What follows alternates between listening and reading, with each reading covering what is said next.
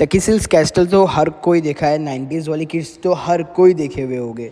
ये गेम के बारे में सबको पता है, जावेद जाफरी इसका वॉइस कैरेक्टर था जो बहुत पॉपुलर हुआ ये गेम जावेद जाफरी अपने की वजह बेटे से। की बात नहीं मानी और घर लिए गए गंजे श्याम। और इसी के साथ साथ चलता था कंटिन्यू में बहुत पॉपुलर टीवी शो जिसका नाम था हातिम ताई।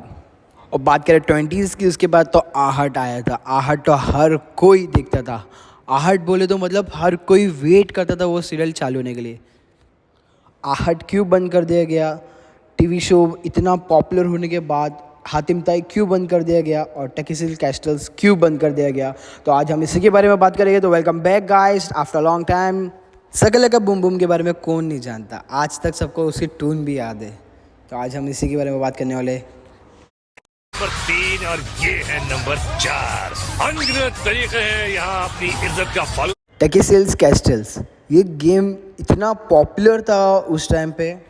इस शो को दो लोग होस्ट करे थे, यानी कि दो लोग की वॉइस थी इस शो में। सबसे पहले जावेद जाफरी जिसने पूरी शो की जान बढ़ा दी।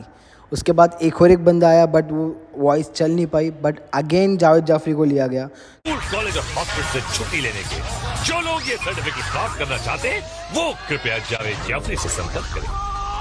जावेद भाई की कॉमेडी वर्ल्ड क्लास होती है, बिकॉज जावेद भाई इस शो को इतना पॉपुलर कर दी सिर्फ और सिर्फ जावेद भाई की लाइव कॉमेडी की वजह से। जावेद भाई एक टाइम के हीरो रह चुके हैं। 90s की मूवीज़ में जावेद भाई का काफ़ी रोल हीरो में आ चुका है, बट ये शो करने के लिए जावेद भाई ने काफ़ी कुछ सहा है। यानी कि जावेद भाई को ये शो के लिए ज़्यादा पैसे नहीं मिले थे, लेकिन जावेद भाई ने ये शो इसलिए किए बिकॉज उसमें जावेद भाई तब खुल के कॉमेडी कर रहे थे, तब खुल के कॉमेडी कर रहे थे। पूरे इंडिया में जब ये शो पॉपुलर हो गया जावेद भाई की आवाज़ की वजह से, उन्होंने इरेज मांगा, यानी कि उन्होंने पेमेंट बढ़ाने के लिए बोला, तो उनको बदले में मिला रिप्लेसमेंट। जावेद भाई को हटा के एक न्यू आर्टिस्ट को लाया गया, बट न्यू आर्टिस्ट के जो जोक्स थे, उनका काम था जावेद भाई के लेवल के नहीं थे। जावेद भाई मतलब इंस्टेंट कॉमेडी करते हैं। जब जावेद भाई ने वापस एंट्री की इस शो के अंदर, क्योंकि वहाँ पे उनको वापस मंगाया गया, उनकी वॉइस बहुत ही पॉपुलर हो चुकी थी, तो इस वजह से उनको अपनी पेमेंट बढ़ा के मौका मिला वापस आने के लिए। और जावेद भाई ने जितने पहले के बंदे ने वॉइस रिकॉर्ड किए थे, वो शो को वापस रीशूट करा गया, वॉइस उसके अंदर डाली गई जावेद भाई की वॉइस के अंदर। फिर वो अगेन फिर टीवी पे आया। जावेद भाई ने एक इंटरव्यू में बताया था कि जावेद भाई ने वॉइस ओवर किए 150, यानी कि 150 से ज़्यादा इन्होंने अपनी आवाज़ दी है शो के अंदर। जावेद भाई को इस शो की पेमेंट बहुत कम मिली थी, लेकिन जावेद भाई इस शो इसलिए कर रहे थे क्योंकि उनको खुद को मज़ा आ रहा था। शो में वॉइस ओवर डाल के बहुत अच्छी कॉमेडी करते थे भाई। इंडिया के अलावा ये show United state, Iran, Indonesia और इसके अलावा वियतनाम, इटली और 25+ कंट्रीज़ में ये शो को बताया जाता था। बट वहाँ के जो कैरेक्टर होते थे, मतलब वहाँ के जो कॉमेडियन होते थे वो अलग होते थे, जो वॉइस ओवर देते थे वो अलग होते थे। अपने देश के हिसाब से वो अपनी कॉमेडी करते थे। अगर आप ये शो ब्रिटिश में देखोगे ना, तो आपको इतना अडल्ट कंटेंट मिलेगा, उसके मतलब इतने अडल्ट कॉमेडी मिलेगी, बिकॉज वहाँ के लोग यही प्रीफर करते हैं। इस शो को 1990 में बंद कर दिया गया था। पूरी दुनिया में फेमस होने के बावजूद ये शो को क्यों बंद कर दिया गया? ये राज भी उसी के साथ चला गया सर। ये राज उसी के साथ नहीं चला गया। ये राज ये था कि वहाँ की सरकार कुछ रूल्स रेगुलेशंस की वजह से अपनी कंट्री के बाहर ये शो को नहीं ले जा रही थी, तो इस वजह से वो शो चला, कुछ और साल चला, बट ये खाली सिर्फ चाइना में रहा। तो इन लोगों को नकली भूत दिखाते दिखाते मिल गया था अचानक में एक असली भूत, वरना जान से जाओगे। बट शो क्यों बंद हुआ? Come on let's see. तो दोस्तों आपको बता दें 1995 से ये स्टार्ट हुआ था और 2015 तक चला था ये शो। वैसे तो ये एक नकली शो था, यानी कि ये शो में नकली भूत हुआ करते थे, और यहाँ की ऑडियंस इतना डरती थी, यानी कि इनका जो काम था बहुत ही अच्छा था। लेकिन एक दिन ये एक ऐसे शूट पे जा रहे थे, एक ऐसी जगह पे उनका सेटअप था जहाँ पे असली का भूत था। Yes, seriously. दरअसल हुआ ये था कि आहट की टीम एक ऐसे लोकेशन में पहुंची थी जो पुणे में निजोस गांव के अंदर था। वहाँ पे माना जाता था कि रियल में वहाँ पे भूत है। वहाँ पे एक कहानी का शूट चल रहा था जहाँ पे 11 साल के बच्चे को एक आदमी की परछाई नजर आती थी। ये शूट चल रहा था कि एक बच्चे को आहट दिखती है, यानी कि आहट लगती है, परछाई दिखती है। तो वहाँ की शूट चालू हो रही थी। चालू होने के बाद जब 1 से 2 दिन का शूट हो रहा था, उसके बाद जब क्रू मेंबर रात के समय शो पैकअप करने के बाद जब वो वॉशरूम के लिए जा रहे थे तो उनको भी एक आहट लगी और एक शैडो दिखी। तो वो उनको लगा कि कोई प्रैंक कर रहा है उनके साथ। और वहाँ के गाँव वालों का मानना ये था ही कि वहाँ पे आहट है, वहाँ पे यानी कि भूत है, आहट उड़ती है। ऐसी जगहों पे जाके उन्होंने अच्छा काम करके पब्लिक को गेज किया, ऑडियंस गेज किया। जो पहला और दूसरा और तीसरा सीज़न काफ़ी अच्छा चला, लेकिन तीसरा सीज़न के अंदर से चौथे सीज़न और पाँचवें सीज़न में उन्होंने इतना गंदा काम करने लगा, यानी कि एकदम कैमरे के सामने ज़्यादा देर तक आर्टिस्ट को रखा गया भूत बना के और नकली दिखाने में, मतलब ऐसा फील होने लगा कि मतलब अब स्टोरी में दम नहीं है, मज़ा नहीं है। टीआरपी कम होने लगी थी बिकॉज जो पहले सीज़न में था डरावना उतना नहीं हो पा रहा था। तो इस वजह से टीआरपी कम होने की वजह से वो शो को पूरा बंद कर दिया गया। लेकिन यहाँ पे एक बात आहट टीम की ये भी आती है कि आहट टीम जो फर्स्ट और सेकंड सीज़न में भूत दिखाई थी वो देख के काफ़ी ऑडियंस रियल में डरती थी। तो इस वजह से सरकार की तरफ से उनके पास एक वो था कि आपको इतना डरावना नहीं बनाना है, तो उन्होंने कुछ क्वालिटी कम करके कुछ आर्टिस्ट को मतलब उतना मेकअप नहीं किया, उतना डरावना बनाने की कोशिश नहीं किया। इस वजह से टीआरपी कम हुई शो की और शो पूरा नुकसान में गया। क्या आपको पता है 1998 से सीआईडी चल रहा है। सीआईडी शो बहुत ही जुना था और ये भी चलते चलते बीच में बंद कर दिया गया। इसका रीज़न जानेंगे अभी।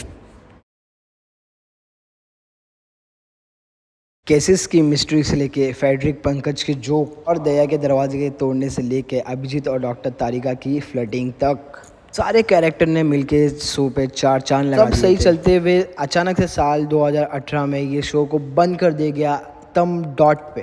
शिवाजी सतम यानी कि इस शो के एसीपी, इनसे जब पूछा गया कि शो क्यों बंद कर दिया गया तो इनको भी पता नहीं था कि शो बंद हो गया है। ये बता रहे थे कि एक दिन ये शूट पर आए तो बताया गया कि ये फ्राइडे के बाद एक मंडे का लास्ट शूट होने वाला है, उसके बाद सीआईडी बंद कर दिया गया।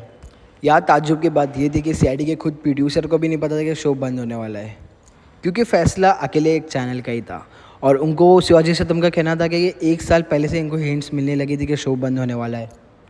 A few months or a year, slowly there was just a feeling that we were being, साल 2010 के बाद से 10 बजे का शो होने वाला, 10 से 10:30 हुआ, 10:30 से 11 हो गया, 11:30 से 11 से 11:30 हुआ। तो इससे ये प्रॉब्लम हुई कि लोग टीआरपी घटती गई, लोग घटते गए, इसकी वजह से टीआरपी कम होने की वजह से शो को धीरे धीरे करके पूरा बंद कर दिया गया। शकल का बूम बूम तो हर कोई देखा है, लेकिन क्या आपको पता है ये कैरेक्टर सबसे पहले था।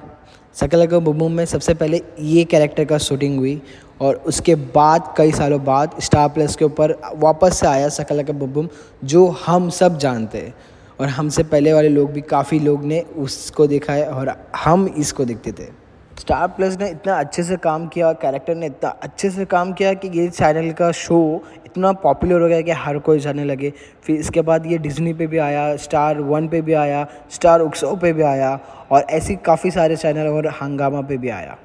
अगर बात करें कि शो के एंड होने के, तो विजय कृष्णा आचार्य इस शो के राइटर और डायरेक्टर दोनों थे। इन्होंने पूरा काम किया इसके ऊपर और इन्होंने आगे की कहानी सोची ही नहीं। चार सीज़न चले, इसके आगे की कहानी कभी बनी ही नहीं। अगर आपको ये अभी भी देखना है तो आप डिज्नी प्लस हॉटस्टार पर जाके देख सकते हो। बात करते हैं हातिम की। हातिम के एक साल में 45 या 47 एपिसोड कुछ आए थे और ये सब का दिल जीत लिया। ये शो जिससे स्टार प्लस पे आया, एक ही दिन के अंदर इसने सारे रिकॉर्ड तोड़ दिए। एक ही दिन में ये 5 पॉइंट की रेटिंग ले चुका था और ये ऐसा रिकॉर्ड बनाया था कि मतलब 23 या 26 पे आया था ये शो। ये फेमस इसलिए हुआ बिकॉज ये सासों के सीरियल का एक चैनल था और इसके ऊपर एक यमन की स्टोरी, रियल स्टोरी बता रही थी। ये जो शूट हुआ था ये एक रियल स्टोरी के ऊपर बेस है हातिम, और ये स्टोरी ने एक ही दिन में सारे रिकॉर्ड तोड़ दिए थे। इस शो के मेन कैरेक्टर का नाम था राहिल आज़म। इस शो में हातिम के साथ में जो था किकू सारदा, इसको तो सब जानते हैं, होबो के नाम से इस सीरियल में आता था।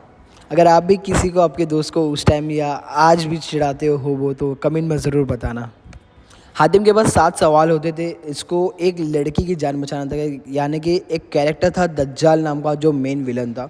उसने अपने जादू से उस लड़के को पत्थर का बना दिया था, तो उसको वापस इंसान बनाने के लिए 7 सवाल के लिए हातिम ने रेडी हो गया था। 7 सवाल के साथ साथ में उनको एक हर टाइम अलग चैलेंज मिलता था और 7 सवाल के साथ साथ इनको दुनिया को भी बचाना था।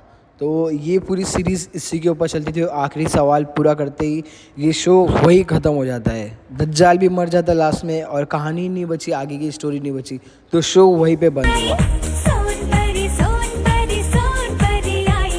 अगर इस गाने को 90s के किड ने गला फाड़ फाड़ के नहीं गाया, हर चाली मोहल्ले में नहीं गाया, तो 90s का बचपन उन्होंने जिया ही नहीं है। किसी ने ये शो देखते हुए ध्यान दिया कि शो अचानक में कहाँ गायब हो गया, पता ही नहीं चला शो कहाँ चला गया। देखो आज के सीरियल्स ऐसे होते हैं, इनकी टीआरपी इनको उतना मायने नहीं रखती है, यानी कि ये अगर स्टोरी ख़त्म भी हो जाए ना तो इनके एपिसोड्स लंबे होते रहते, स्टोरी को खींचते रहते।